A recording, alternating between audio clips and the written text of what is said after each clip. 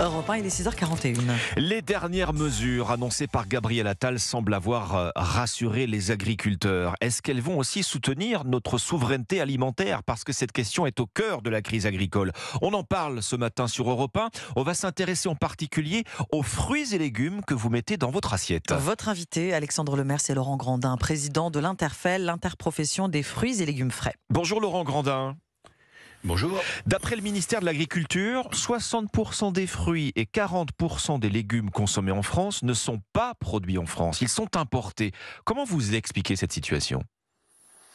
Alors déjà, la situation est très différente entre fruits et légumes, vous l'avez noté.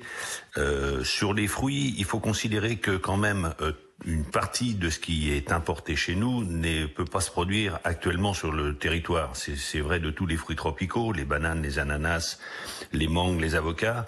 Et c'est vrai aussi des agrumes pour l'essentiel, sans faire injure à nos amis corses. On est essentiellement importateur d'oranges, de citrons. On a des bananes antillaises quand même, Laurent Grandin, on a des bananes... Oui, on a des bananes antillaises, mais c'est considéré comme outre-mer, disons. Oui. Donc, ça rentre pour une partie, mais pas la totalité du besoin. Et donc, si vous voulez, si vous rectifiez ces chiffres, vous vous retrouvez à quelque chose autour de 60% plutôt de part de production nationale dans la consommation des fruits. Les fruits et légumes français sont-ils plus chers que les versions importées, Laurent Grandin ? Incontestablement, pour une raison d'évidence. Alors, il faut séparer deux choses. C'est les produits qui sont mécanisés et mécanisables, sur lesquels les coûts sont assez comparables à nos voisins européens, parce que l'impact de la main-d'œuvre est faible.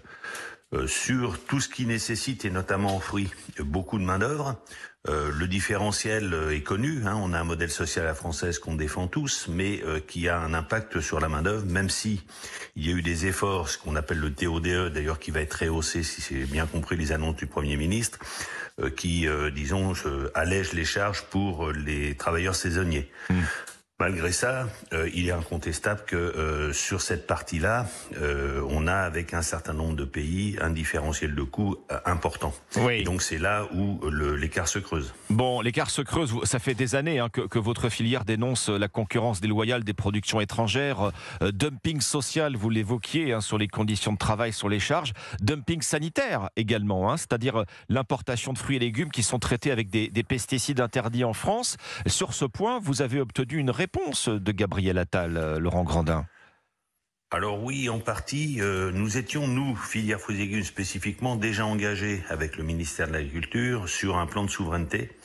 Et pour la partie des pesticides, on avait déjà travaillé un dispositif qui s'appelle Parsada, qui est en fait la version végétale d'Ecophyto, et qui conduisait à une anticipation des risques de suppression de molécules, dans la mesure où on sait qu'il y a certains produits qui posent des problèmes et qui doivent être anticipés en matière de moyens de recherche. Oui.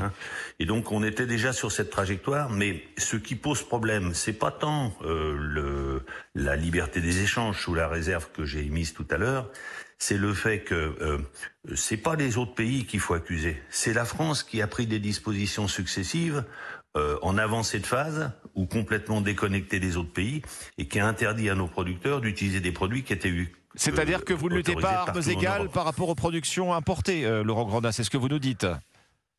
Oui, on est désarmé sur certains produits, alors que ces produits continuent à être utilisés par d'autres pays. Et par ailleurs, chaque pays a la possibilité aussi de demander des dérogations, le temps de trouver des solutions. Et donc, c'est peut-être ce qui manque quelquefois en France. Laurent Grandin, l'interdiction d'importer des fruits et légumes traités avec le thiaclopride, c'est ce pesticide de la famille des néonicotinoïdes qui est accusé d'être un tueur d'abeilles. Là, on marque un point contre la concurrence déloyale de ce point de vue. Oui, on ne fait qu'appliquer ce qui aurait dû être appliqué par tous, avec une difficulté quelquefois de détection. Mais effectivement, à partir du moment où en Europe on interdit pour des questions de santé ou d'environnement des produits, ils ne doivent pas rentrer chez nous. C'est une évidence qui est directe, disons. Bon, mais qui vient d'entrer en application, c'est la différence. C'est une évidence qui n'était pas appliquée. Oui, c'est vrai.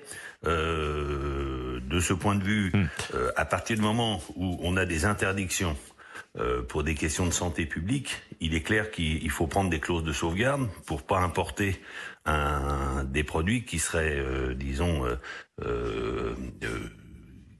quelque part traités avec des produits dangereux. Oui, ça ne règle pas la question de la transition écologique, c'est ça aussi le problème, c'est qu'on met sur pause le plan éco-phyto, c'est-à-dire qu'on met sur pause le plan de réduction de l'usage des pesticides. Est-ce qu'on peut aujourd'hui se passer de pesticides, Laurent Grandin, pour produire des fruits et des légumes en France en quantité suffisante? Est-ce qu'on a la réponse? Alors, en aucun cas, mais on est sur une trajectoire. Je rappelle quand même qu'on a baissé les pesticides les plus dangereux ces 5 dernières années de près de 90%.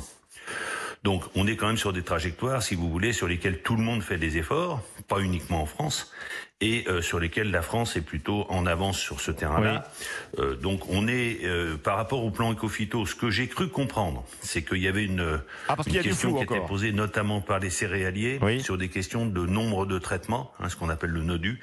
Mais fondamentalement, le plan n'est pas remis en cause. Il va perdurer et il va être réaxé sur des objectifs clairs, parce que le problème d'éco-phyto, quand vous dites on va réduire 50% les pesticides, ça ne veut rien dire.